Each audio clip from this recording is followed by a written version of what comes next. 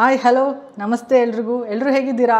ಎಲ್ಲರೂ ಚೆನ್ನಾಗಿದ್ದೀರಾ ಅಂತ ಭಾವಿಸ್ತಾ ನಮ್ಮ ಗಟೀಸ್ ಕಿಚನ್ಗೆ ಪ್ರೀತಿಯ ಸ್ವಾಗತ ಎಲ್ರಿಗೂ. ನಾನು ನಿಮ್ಮ ಚೈತ್ರ ಅಶ್ವಿತ್. ಇವತ್ತಿನ ಗಟೀಸ್ ಮ್ಯಾಜಿಕ್ ರೆಸಿಪಿ ಆಮ್ಲ ರಸಮ್. ತುಂಬಾ ನ್ಯೂಟ್ರಿಷಿಯಸ್ ಆದಂತಹ ತುಂಬಾ ಡಿಲಿಷಿಯಸ್ ಹಾಗೆ ಸಿಂಪಲ್ ಆಗಿ ಮಾಡ್ಬೋದಂತಹ ಆಮ್ಲ ರಸಮ್ ಹೇಗೆ ಮಾಡೋದು ಅಂತ ನೋಡೋಣ. Come let's get started. ಮೊದಲಿಗೆ ಒಂದು ಪಾತ್ರೆಯಲ್ಲಿ ನೀರು ತಗೊಳ್ಳಿ ಅರ್ಧದಷ್ಟು. ಅದಕ್ಕೆ ಸಣ್ಣಗೆ ಹೆಚ್ಚಿಟ್ಕೊಂಡಿರೋಂತಹ ಟೊಮೆಟೊ ಹಾಗೆ ಹೆಚ್ಚಿಟ್ಕೊಂಡಿರೋಂತಹ ನಲ್ಲಿಕಾಯಿ ತಗೊಳ್ಳಿ. ಹಾಗೆ ಒಂದು 5ರಿಂದ 6 ಗ್ರೀನ್ ಚಿಲ್ಲೀಸ್ ಹಾಕ್ಕೊಂಡಿದ್ದೀನಿ ಇಲ್ಲಿ. ಸ್ವಲ್ಪ ಚೆನ್ನಾಗಿ ಬೇಯಿಸ್ಕೊಳ್ಳಿ ಒಂದು 5 ನಿಮಿಷಗಳ ಕಾಲ. ನೋಡಿ ಈ ರೀತಿ ಚೆನ್ನಾಗಿ ಬೆಂದೋಗುತ್ತೆ. ಅದಾದ ನಂತರ ಸ್ವಲ್ಪ ಅರಿಶಿನ ಹಾಕ್ಕೊಳ್ಳೋಣ.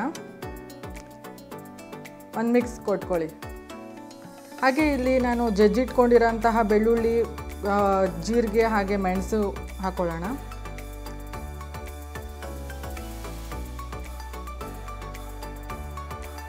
ಇಲ್ಲಿ ನಾನು ಕೊತ್ತಂಬರಿದು ದಿಂಡು ಹಾಕ್ಕೋತಾ ಇದ್ದೀನಿ. ಅದು ತುಂಬಾ ರುಚಿಯಾಗಿರುತ್ತೆ. ಕೊತ್ತಂಬರಿ ದಿಂಡು ತುಂಬ ಫ್ಲೇವರ್ಫುಲ್ ಆಗಿರುತ್ತೆ, ಆರೋಗ್ಯಕ್ಕೂ ತುಂಬಾ ಒಳ್ಳೆಯದು. ಹಾಗೆ ಆಮ್ಲದಲ್ಲಿ ಅತಿ ಹೆಚ್ಚು ವಿಟಮಿನ್ ಸಿ ಇರೋದ್ರಿಂದ ನಮ್ಮ ಆರೋಗ್ಯಕ್ಕೆ ತುಂಬಾ ಒಳ್ಳೆಯದು. ನಮ್ಮ ಇಮ್ಯೂನ್ ಸಿಸ್ಟಮ್ನ ಬೂಸ್ಟ್ ಮಾಡುವಂತಹ ಎಲ್ಲ ಔಷಧೀಯ ಗುಣಗಳು ಆಮ್ಲದಲ್ಲಿದೆ. ಡೈಲಿ ಒಂದು ಆಮ್ಲ ತಿನ್ನೋದ್ರಿಂದ ನಮ್ಮ ಆರೋಗ್ಯನ ಕಾಪಾಡ್ಕೋಬೋದು. ಇಲ್ಲಿ ನಾನು ತೊಗರಿಬೇಳೆ ಬೇಯಿಸಿಟ್ಕೊಂಡಿರೋದು ಹಾಕೋತಾ ಇದ್ದೀನಿ. ಒಂದು ಮಿಕ್ಸ್ ಕೊಟ್ಕೊಳ್ಳಿ.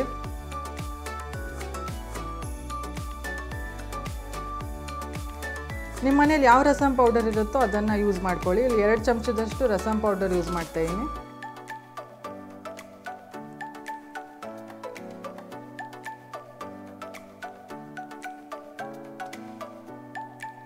ರುಚಿಗೆ ತಕ್ಕಷ್ಟು ಉಪ್ಪು ಹಾಕೊಳ್ಳೋಣ. ಸ್ವಲ್ಪ ಕುದಿಲಿಕ್ಕೆ ಬಿಟ್ಬಿಡೋಣ. ಚೆನ್ನಾಗಿ ಕುದೀಲಿ.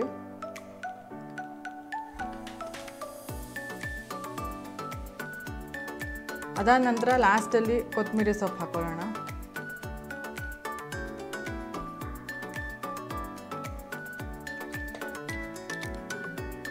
ಈಗ ತುಪ್ಪದ ಒಗ್ಗರಣೆ ಕೊಟ್ಕೊಳ್ಳೋಣ. ಸ್ವಲ್ಪ ತುಪ್ಪ ಹಾಕ್ಕೊಂಡು ಅದು ಸ್ವಲ್ಪ ಕಾಯಿದ ನಂತರ ಸಾಸಿವೆ, ಜಜ್ಜಿರೋಂತಹ ಬೆಳ್ಳುಳ್ಳಿ, ತುಂಬಾ ಒಳ್ಳೆಯದು ಬೆಳ್ಳುಳ್ಳಿ ನಮ್ಮ ಆರೋಗ್ಯಕ್ಕೆ.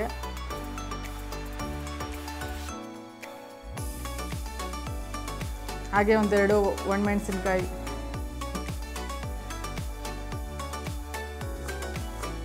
ಕರಿಬೇವು, ಚೆನ್ನಾಗಿ ಒಗ್ಗರಣೆ ಆಗಲಿ. ಅದಾದ ನಂತರ ಒಗ್ಗರಣೆನ ನಮ್ಮ ಬಿಸಿ ಬಿಸಿ ಆಮ್ಲ ರಸಮ್ಗೆ ಹಾಕೊಂಡ್ಬಿಡೋಣ. ಇಲ್ಲಿಗೆ ಆಮ್ಲ ರಸಮ್ ರೆಡಿ. ನೋಡಿ ಎಷ್ಟು ಸಿಂಪಲ್ಲಾಗಿ ಎಷ್ಟು ಕ್ವಿಕ್ಕಾಗಾಯಿತು ಆಮ್ಲ ರಸಮ್.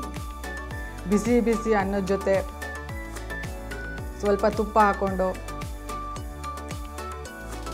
ಅದ್ರ ಮೇಲೆ ಬಿಸಿ ಬಿಸಿ ಆಮ್ಲ ರಸಮ್ ಹಾಕ್ಕೊಂಡು ಚಳಿಗಾಲದಲ್ಲಿ ಮಳೆಗಾಲದಲ್ಲಿ ಊಟ ಮಾಡೋದ್ರಿಂದ ತುಂಬಾ ಆರೋಗ್ಯಕ್ಕೆ ಒಳ್ಳೆಯದು. ನೀವು ನಿಮ್ಮ ಮನೇಲಿ ಟ್ರೈ ಮಾಡಿ.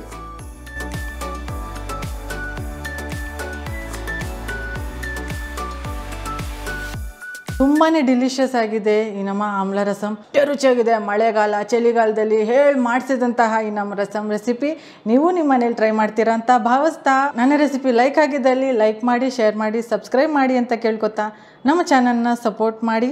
ಹಾಗೆ ಮುಂದಿನ ರೆಸಿಪಿಯೊಂದಿಗೆ ಸಿಗೋಣ. ಅಲ್ಲಿವರೆಗೂ happy cooking, happy eating and keep smiling. ನಮಸ್ತೆ.